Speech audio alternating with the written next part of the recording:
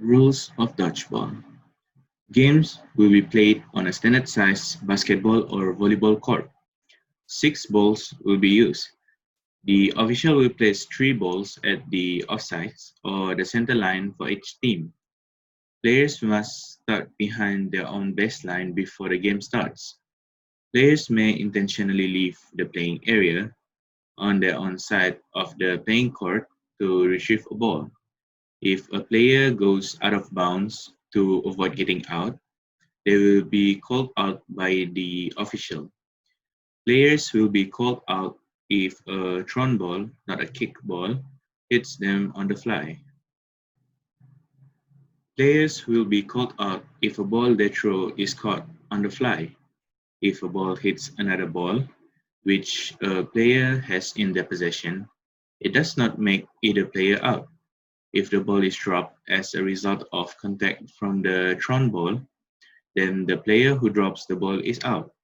If a ball hits another ball, which a player has in their possession, and that ball is caught by a teammate, the person who threw the ball is out.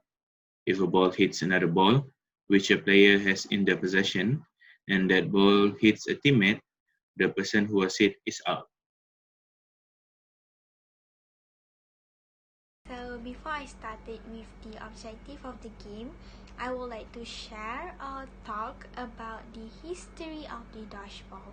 So first and foremost, the dodgeball was originated from Africa, but instead of using rubber ball, they used the rocks, like small rocks, to hit or incapacitate their opponents. A man named Dr. James Ash Carlyle saw what was happening. Like, he saw how the Africans played dodgeball, and when he made his way back to England via Europe, he showed some of his pupils what he had seen.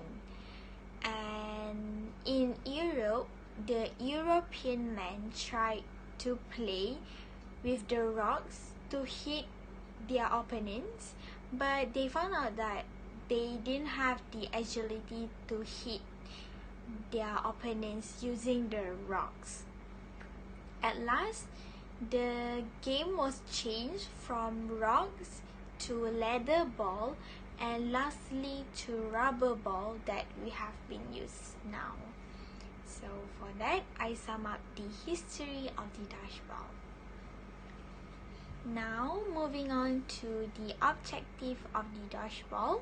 The main objective in dodgeball is to eliminate all the members of opposing teams by throwing the ball either on their body, legs, or their hands. Secondly, players must dodge the ball in order to remain in the game. Thirdly, in order to declare the opposing players out of the game is by catching their thrown ball before it make contact with your body or ground and the walls. That is how to declare the opposing players out of the game. Lastly, in order to deem as winners, the team must eliminate all of their opponent first. So that is all for the objective of the game.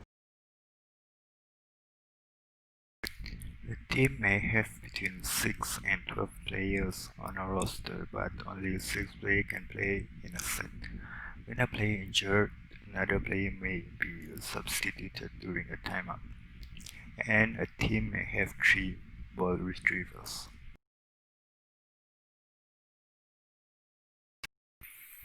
The game is played with 6 balls.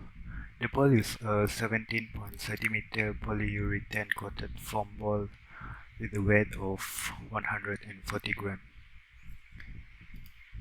All players on a team must wear uniforms identical in color and design. Ball retriever and referees also identified by uniform.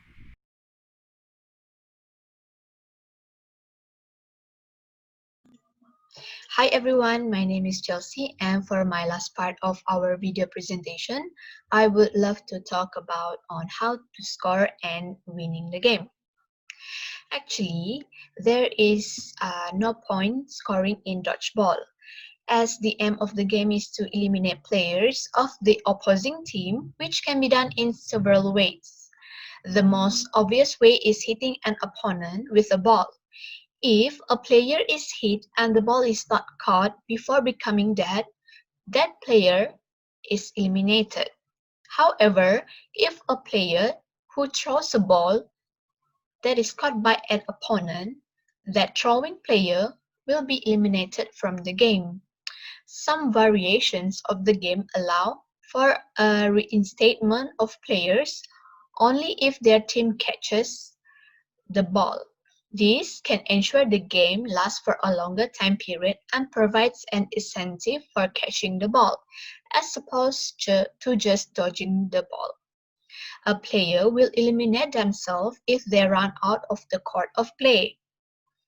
The game is considered over when all the players on one team are eliminated, resulting in the other team winning the game. If both teams still have members at the end of an allotted amount of time, the winning team will be the one with most players. If this still results in deadlock, overtime can be played. Before I end our video presentation, on behalf of everyone of my group member, I would like to thank Sergey for all the knowledge you have shared with us for this semester.